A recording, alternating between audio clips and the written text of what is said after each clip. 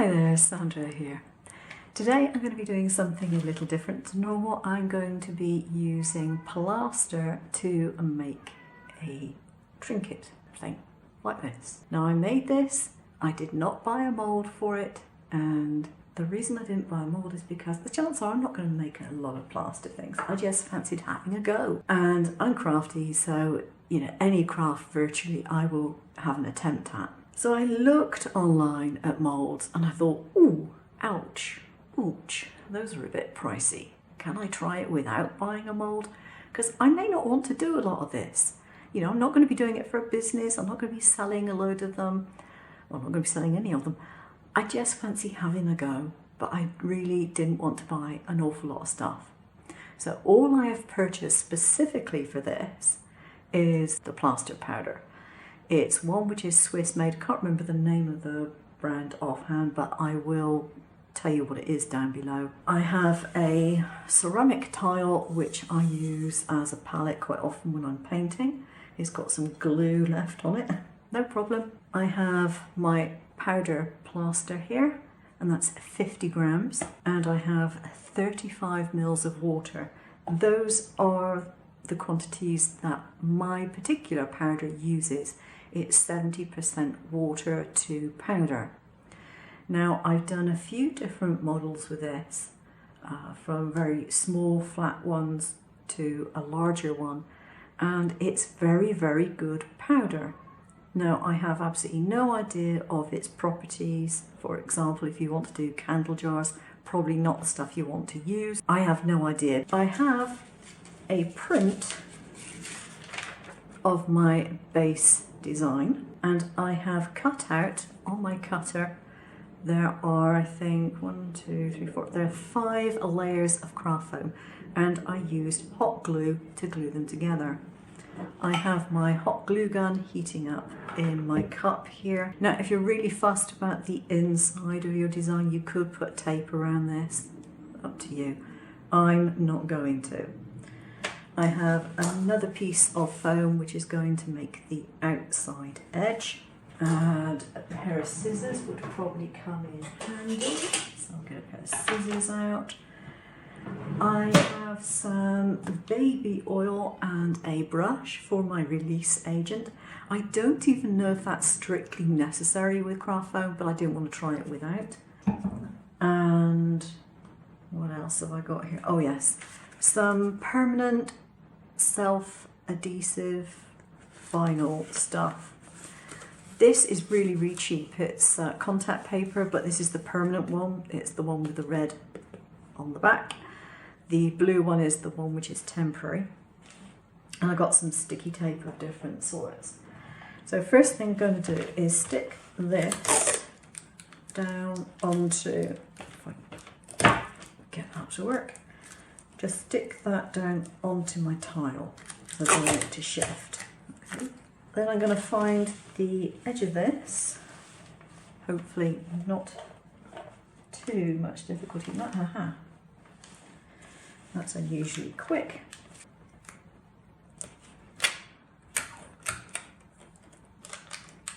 And it is flat as you can get it, which is probably why it's a good idea to do it with most of the backing in place. I'm going to trim off this bottom piece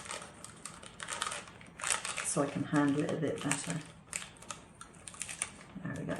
As long as it covers my design, it's okay. That bit there. Now what I'm going to be doing is putting this in the center. Now this is the main reason for having this sticky tape here, is so that this stays where it's supposed to in relation to the edge. I don't actually need it this deep, it's just a scrap piece that I have there. So I need to put some glue along here and basically stick the two together. But the reason for having them apart is so that they will go in opposite directions.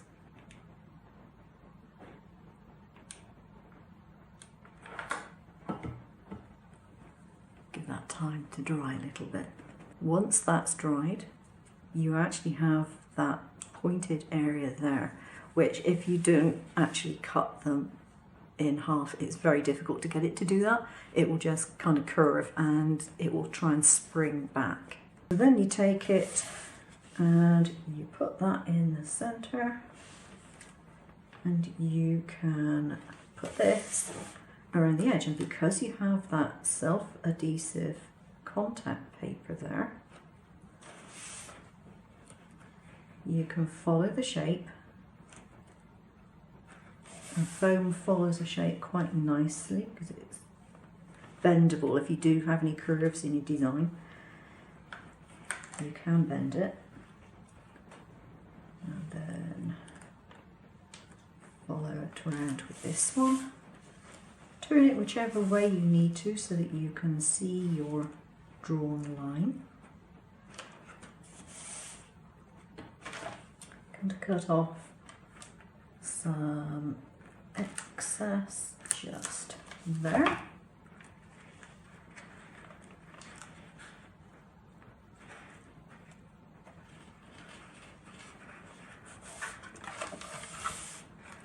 I'm going to take just a fraction more off of that, and then you can put some glue on this part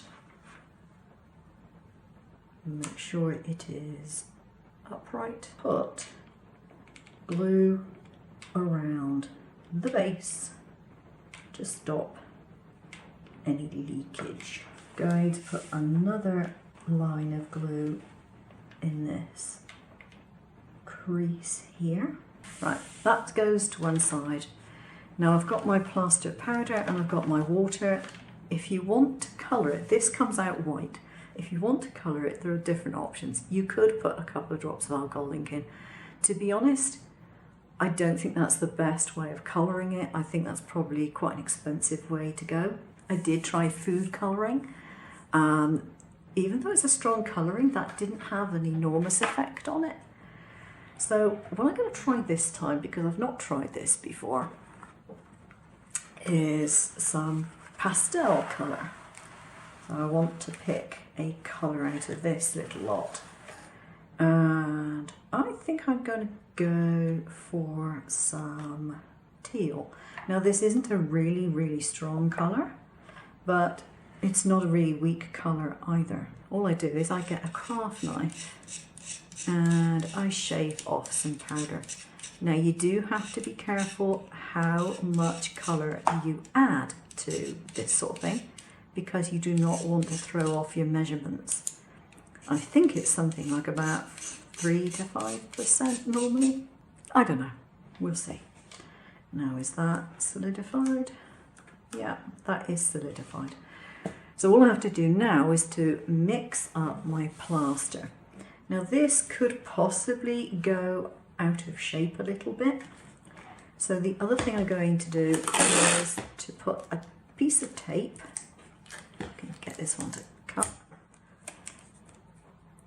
from here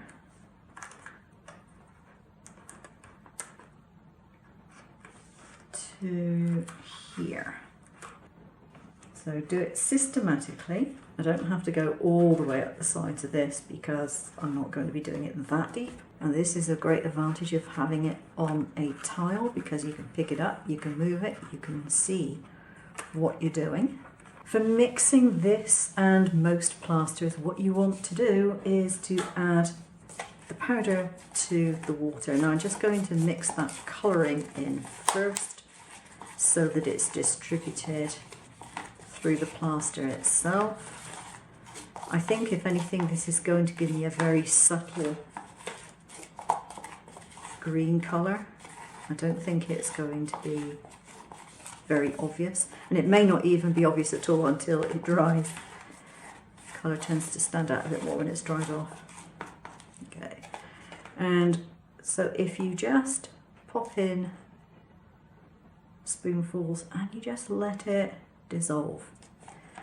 As soon as you start to stir this kind of stuff, it activates. And when it starts to activate, it will then get thicker and less easy to manipulate. And to put it into a mould like this, you want it to be able to pour, not dollop. So when these have come out of the mould, you want to leave them for several days before doing anything else to them. You can do dips to make a marbled effect if you want. You can paint them or whatever, and you need to seal them. What you choose to seal them with is dependent on whatever use you want to put it. These are purely decorative from my point of view, so I will probably just use some acrylic that I've got hanging around. So that is more or less dissolved onto the water, and now slowly stir. You don't want to go really fast on this.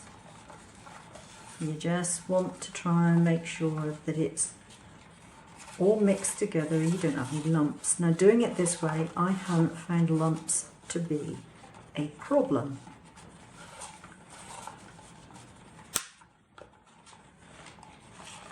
Because by the time I've got this stirrer into it, for the most part, it's dissolved into the water and there aren't any lumps in it.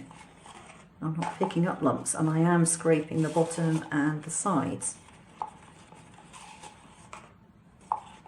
So this is like a double cream consistency, or a crepe, patisserie crepe consistency, if you're into that sort of stuff. Okay, I think that's ready for pouring. So I'm going to pour some in this side. And some in this side. Now, when I did the first one of these hearts, I guessed that it was going to be 50 grams of plaster. It turned out that was exactly right, but it was purely guesswork. It's a 3-inch heart, and I'm allowing it to have quite a decent solid base on it. That's it. Now the cup, you just leave that to dry, and when it's fully dried, it will be easy to remove the plaster that is still on it. Now the other reason for having this on a tile for ease of use is you can do this, and that, whoops, that's how you make sure you get the bubbles out. You can use a pin if you see any bubbles popping up. You can use a pin. This is already starting to thicken.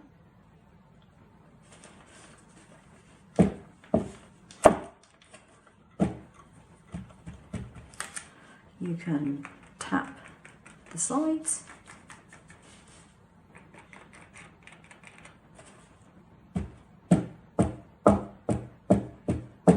But I tend to keep dropping it until that is starting to set up to a point where it won't have any effect. I think I need to put some handles on here. That makes sense, wouldn't it? Perhaps I'll get my husband to 3D print some handles and I'll glue them onto my tile. This, of course, is going to be the bottom of the dish. This plaster also sands very, very easily. I left, the one that I did yesterday, I left overnight, and I've just taken the edges off to round it with a tool that I have. But I didn't have to do that, it was fine. It's just that I prefer a slightly rounded look on the top on some items. But you can sand it with an emery board, you can sand it with wet and dry sandpaper, a fine grit. This particular plaster is very, very smooth and very, very fine. Okay, that's it. I'm just going to leave this alone for an hour, go have a cup of tea or a cup of coffee, and come back later to demould it. Right, it's had about half an hour or so to set. The stuff which was in here has pretty much dried. Just a quick squeeze here, and pretty much all of the plaster has come off of that, so it can be reused. Okay. With this, if you let it dry and use a metal scraper on it, like a wallpaper scraper, which is what I use for my mats, that will come off as well. Okay, I can remove this.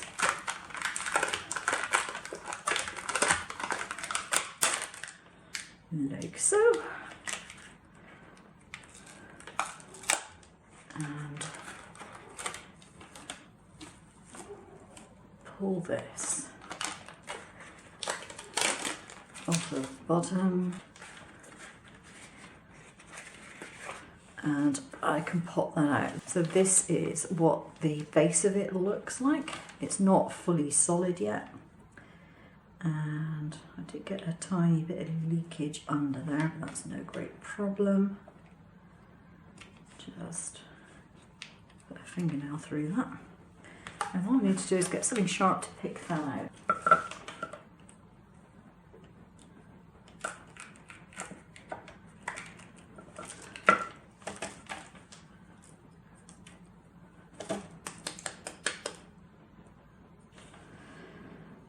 There we have it. I did get a few little holes in there, but no real problem. When this is dried off a bit, you can file or sand it down. Now I have got ridges on the inside, which I don't actually mind, but if you didn't want that, you can either sand it off, or if you want to, you could apply a tape to this before you make it, and you could get rid of those ridges. I actually quite like them. Adds a bit of extra texture. If you want to make a top for this kind of thing, like a lid, you can use the same pattern. That's it for today. I'll see you again soon. Take care now.